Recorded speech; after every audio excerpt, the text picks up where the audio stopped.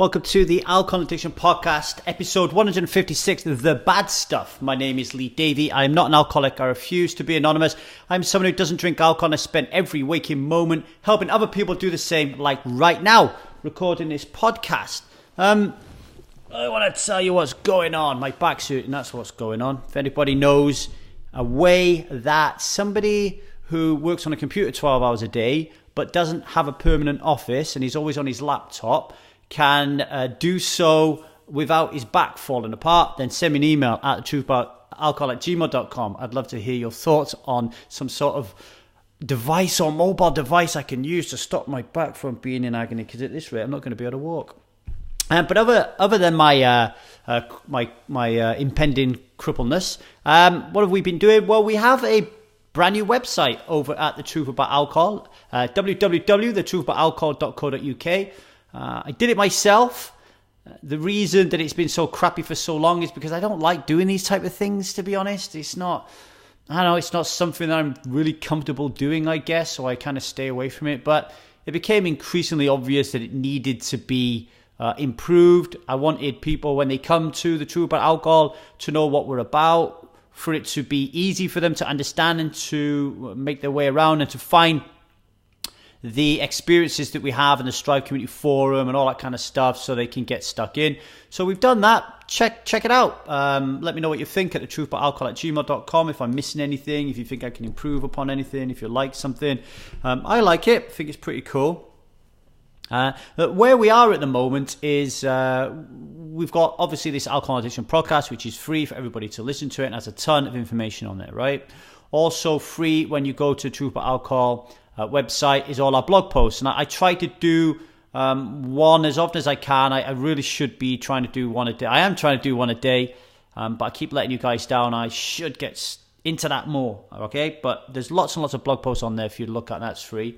We closed down the Strive Community Forum as a public forum. So if you're listening to this and you did used to use Strive and now you can't access it, that is because we closed it down as a public forum. It's now only a private forum, okay? So if you want to access Strive and you're missing Strive, then it is now £5 a month to join, okay?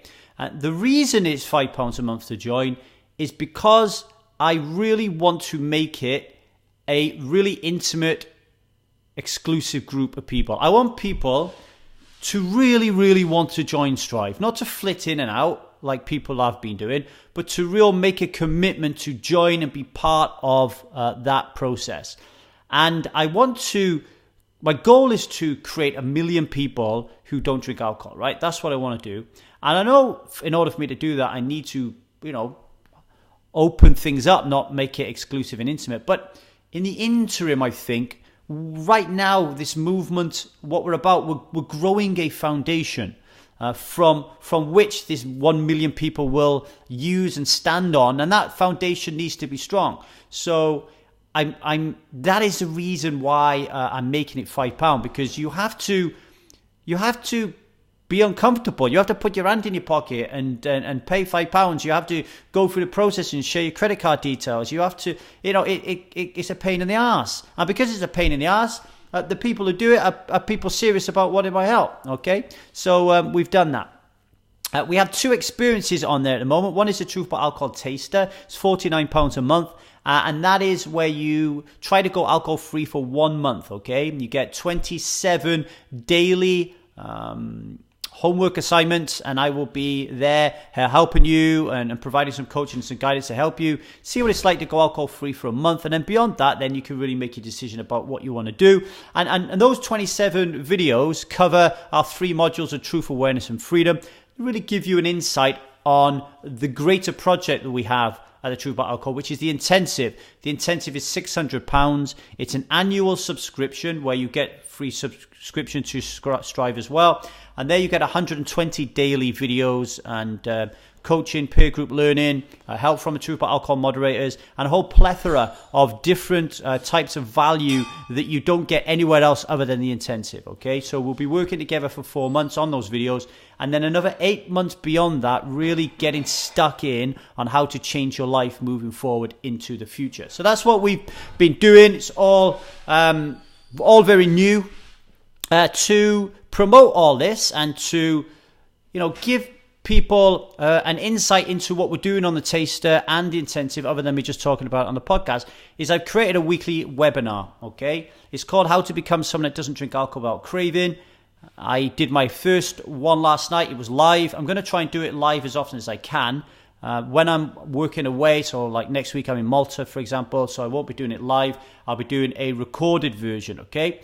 Now, really interesting. So I plugged this really, really late at the last minute. And no excuse. But I turned up at 8 o'clock to do the webinar and nobody showed up, right? You read these guys who make $1 trillion helping a bazillion people, and they say that before they were big, they did a podcast episode or they did a webinar and nobody turned up. Well, that happened to me last night, okay? Nobody turned up. But really importantly, at 8 o'clock, when the time came and I knew there was no one there, I went to work. I recorded that webinar. I spoke to an audience of nobody, and I just did it for 90 minutes. I delivered that webinar to nobody. And that is really important, okay? Because if you want to become somebody who doesn't drink alcohol, and you're taking something like the Truth About Alcohol Intensive or the Truth About Alcohol Taster experiences, then one of the first things you need to do is schedule time in your calendar to get the work done. And then when that time turns up, I don't care if you're tired, I don't care if you're into it, I don't care if you're feeling miserable, you've got to do the work, right? You've got to do the work. We're not doing this because it makes us happy. We're doing it because we have to do it, because we need to be someone who doesn't drink alcohol, okay? We need to step up and we need to do the work. That's what I did yesterday. I thought that was a really important lesson to share with people. I shared it in a check-in on Strive, and I'm sharing it here with you today. So again, go to the Truth About Alcohol @gmail website and you'll see that webinar in there. It'll be next week. It's going to be a recorded one. And watch it. It's about 90 minutes long and it will really help you out, okay? Now, on to a few congratulations. Congratulations to the October Taster group. So the Truth About Alcohol Taster runs every calendar month. We've just done the October group. 5 people signed up for it. 2 people didn't even sit a single lesson. So they paid and just didn't participate at all. Of the 3 people that did participate, Lynn, Teresa and Louise, I just want to say well done. Absolutely fantastic and sterling effort. Teresa had already taken the life-changing experience before she hopped into the taster, just to work with a different moderator, work with me, and to kind of get her bearings again around her goals around wanting to be someone who doesn't drink alcohol. Lynn and Louise, it was a brand new experience for them, and they delivered some really nice testimonials, and it's really worked out for them. Louise has continued to be a member of Strive, a paid member of Strive, after a result of doing the taster. And Lynn is now jumped straight into the intensive, okay? So well done to those 3, absolutely fantastic. And I also wanted to say a special well done, thank you, send some love to Michelle. Michelle was a member of Strive before it was Strive. It didn't have a name. It was just the Needy Helper Forum. I used a completely different platform, and Michelle was one of the first people there. And when she came and asked for help, she was in a bit of a state. She was addicted to antidepressants. She couldn't stop drinking alcohol all the time. And it was a bit of a nightmare for her. And she wrote to me the other day to say that she's now closing in on 580 days without drinking. And even better than that, she just started her own Live as Sober meetup group. I'm going to butcher this again. Eunai Tribe. EUNOIA Tribe. Michelle, maybe you should change your name because I can't understand how to say it. But the fact that she came here and she was someone who was addicted to alcohol and she struggled so much, and now she's not only someone who doesn't drink alcohol, but she's been that way for 580 days, and she's set up her own Sober Live meetup group. Absolutely fantastic and inspirational stuff. Okay, so moving on to this week's episode, and we're going to be talking about the bad stuff, okay? And basically this comes about, it's going to be a short podcast. I went to the supermarket the other day to buy some rags to do the dishes with, and I was standing in the queue waiting to be served when a lad had engaged into conversation with the person who owned the shop, okay? And I'm paraphrasing a little bit, but basically what I could assume had happened is either the son or someone very close to the owner of a shop, who was a woman, had ended up in hospital with alcohol poisoning. And the lad that was talking to her asked her what he had been drinking, this kid had been drinking. And I can't remember what the drink was. It was, I think it was Mad Dog. I think they said it was Mad Dog, which is, I've had a few nights on a Mad Dog myself, but it was Mad Dog, I think it was. But it was the response. It was the response that the guy gave to her. Like the guy turned around and said to her, "Oh wow, fucking Mad Dog, that's the bad stuff. Like if you drink that, that's gonna seriously fuck you up, right?" And I come away from that conversation, listening to them, thinking, "Wow, that conversation that they had was a clear demonstration of the cognitive dissonance that exists between, that fight in our minds between I really love drinking alcohol and it provides me with all this value, and I hate it because it's a poison, it makes me puke my guts up." And how we convince ourselves and tell ourselves this story and this narrative, which if you have taken the taster or the intensive, you'll know I'm talking about alcoholism as an invisible, violent and dominant belief system. This was at play here in the shop because this guy's basically saying, "Oh, all this alcohol that we drink, all this poison that we drink over here, all this poisonous lager, poisonous cider, poisonous wine, poisonous spirits, all this stuff, that's okay. But this stuff here, this Mad Dog stuff, that is bad stuff." And almost by saying that that's bad stuff, he's saying that the rest of the stuff is not bad stuff. And I know that because the way that he was having the conversation with the woman was, he wasn't saying to her, "Wow, your kid should not drink alcohol because alcohol is bad stuff. Like alcohol is a poison. Alcohol kills 3.3 million people a year. It's a causal factor in over 200 illnesses and diseases. And your kid could have been a part of that statistic. He needs to stop drinking alcohol." He wasn't saying that at all. He was actually saying that this particular brand of alcohol was the bad stuff, okay? Which in itself, if you think about it, this is partly why alcoholism is an invisible, violent, and dominant belief system. Because we convince ourselves, okay, through a variety of different cognitively biased stories, okay, which enables us to deal with our cognitive dissonance and push it away, okay? The way we do that is we segregate what we feel is good and bad, all right? This is why we use terms like alcoholic, all right? If I am not an alcoholic, then that means I am doing nothing wrong. What I'm drinking is okay because I'm not as fucked up as the person who is the stereotypical archetype of an alcoholic. That's a good example. And the other good example is this shop is I haven't got a problem because I only drink poison that comes in the form of wine, cider, beer, etc., etc. But if I drink Mad Dog, now that's the bad stuff. I've got a fucking problem. Okay, another one is, if I drink alcohol before 12 o'clock in the afternoon, I've got a fucking problem. But what's the difference if you drink alcohol before 12 o'clock in the afternoon and you drink it after 12 o'clock? It's still the same fucking stuff. But we create this story that if I drink it before 12 o'clock, I've got a problem. So I'm not going to do that. And that will mean I don't have a problem. When in fact, of course you have a problem because you're drinking over 150 units a week. All right? Really super important. The other thing that I want to talk about and want you to focus on is what exactly is the bad stuff? All right? Now, thinking this through and putting myself in this kid's shoes when I was someone who drank alcohol, how was I thinking? I was thinking exactly the same, right? And what was the bad stuff when I was a drinker? The bad stuff for me was tequila and absinthe.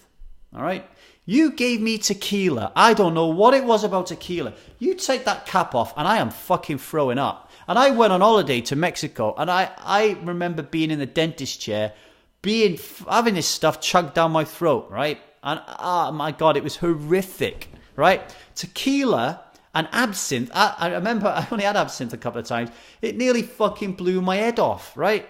That is the bad stuff. If you're going to drink tequila, if you're going to drink absinthe, if you're going to drink straight vodka, now you're talking bad shit, the bad stuff, right? But what is the bad stuff here? Let's look broad. Let's think broader about this, right? Everybody knows that I believe that alcohol has no value, and if you understand that alcohol has no value, you will not have the desire or the craving to drink this stuff. But in order for you to understand and to accept and create a conviction around the belief that alcohol holds no value, you have to think longer term, not short term, all right? That is super, super important. So let's do that right now. When we're thinking about the bad stuff, let's think longer term, okay? Let's broaden this, let's make it bigger, let's puff it up a little bit. Because for me, bad stuff, all right? I'm not interested in the 1 or 2 people who end up in hospital with alcohol poison. I'm not interested in that. I'm interested in the billions of people who drink alcohol, okay? And the significant portion of those that do, who influence our children and who slowly destroy their lives. Almost like suicide by death by a million drinks, okay? It's the slow death that I'm interested in. So in one sense, you could turn around and say to yourself that Mad Dog is the bad stuff. But is it really? Because we know that if you're going to fucking drink Mad Dog, you're going to get fucked up. We know that is going to happen. But what is really the bad stuff, in my opinion, is the 1 or 2 pints you have after work. Because the 1 or 2 pints you have after work, or the 1 or 2 glasses of wine you have with your meal, okay? That is the shit that gets in your life and gets you hooked and gets you addicted and gets you fucked up. Because you believe, when you look at society, because of alcohol being an invisible, violent and dominant belief system, that having just a few pints or having just a few glasses of wine and ignoring the accumulative effect of those short little stabs of drinking sessions that you're having, okay? You're actually convincing yourself that you don't have a problem. But you know full well that if you drunk Mad Dog, you're going to have a problem. Even your kids know if they drink that shit, it's fucked up. It's not good, right? It's like Mother Nature's natural resistances are going to kick in. You're going to want to vomit. You're going to want to pull your nose up against it and heave at the smell of it, right? Your children know that. And they will very rarely see you drinking like that. They will very rarely see you knocking back vodka bottles, but they will regularly see you drinking wine while you're making dinner. They will regularly see you having a pint when you go out to a pub for whatever function, okay? So I made it argue that we've got it all wrong. The people in that shop had it all wrong. Those drinking sessions with the Mad Dog and the vodka that puts a kid in hospital because it's alcoholic, they have alcoholic poison. That isn't the bad stuff. The bad stuff is the everyday, monotonous, zombie-like drinking of wine and lager and cider and beer without even thinking, I am drinking a powerful poison that I've just spent £5 or £6 a pint for, and it's providing me with no value. Because all the value that I think I'm getting from it is illusory. It's been drummed into my head that it's doing something that it isn't even doing, but I've been drinking for so long and I've dispelled the cognitive dissonance so well, I'm not even thinking about why I'm drinking. That is the bad stuff. Because the people who come to Strive, they're not your Mad Doggers, they're not your vodka drinkers invariably. They're the people who've been slowly drinking too much over time and they just can't stop. They're the people who've been sold the lie by alcoholism as an invisible, violent and dominant belief system, and they've taken it hook, line and sinker. Okay? There you are. The bad stuff. Get any questions on it? Please let me know. Get over to the new website, truthaboutalcohol.co.uk, and check it out. Join the Strive Community Forum. £5 a month. What is it? A pint of lager.